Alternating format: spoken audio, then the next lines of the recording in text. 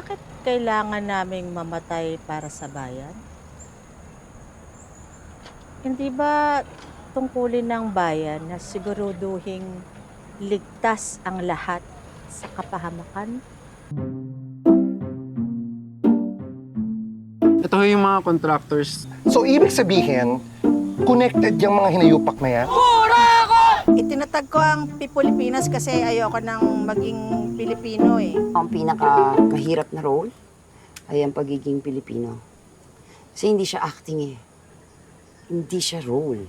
Huwag tayong kagaya sa Pilipinas porque artista basta-basta tatakbo. Bago yung mga boring ineme na yan, ba't di muna tayo dito sa masaya? Speech! No? Speech! Guys, quiet. Una sa lahat, kakanta ako sa fiesta niyo, libre lang. Sige po. Picture po.